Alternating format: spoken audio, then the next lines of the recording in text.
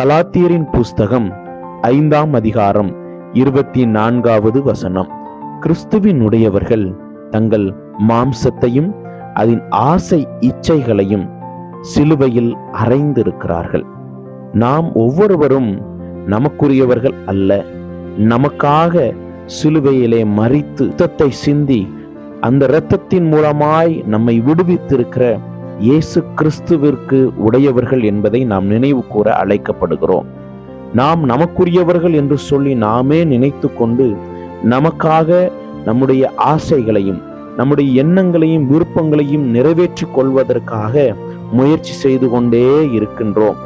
நாம் இயேசு கிறிஸ்துவின் இரத்தத்தினாலே மீட்டு கொள்ளப்பட்டவர்கள் என்பதை நினைவு கூர்ந்து நம்முடைய மாம்சத்திற்குரிய எல்லா ஆசை இச்சைகளையும் சிலுவையிலே ஒப்பு கொடுத்து விட்டு சிலுவையிலே மரித்த இயேசு கிறிஸ்துடைய விருப்பத்தை நிறைவேற்ற நாம் அழைக்கப்படுகின்றோம். அப்படிப்பட்ட ஒரு வாழ்வு வாழ்வதற்கு இந்த லெந்து காலங்கள் நமக்கு கொடுக்கப்பட்டிருக்கிறது. இதை நமக்குரியதாய் மாற்றிக்கொண்டு நம்முடைய ஆசை இச்சைகளை சிலுவையிலே அறைய ஒப்பு கொடுத்து அவருக்காய் வாழ்ந்து அவருடைய விருப்பத்தை நிறைவேற்ற நாம் ஒவ்வொருவரும் நம்மையே சிலுவையிலே அர்ப்பணிப்போம். இதுவே உண்மையான ஒப்படைப்பாக இருக்கிறது. May God bless you. கர்த்தர் உங்கள் ஒவ்வொருவரையும் நிறைவாய் ஆசீர்வதிப்பாராக. ஆமேன்.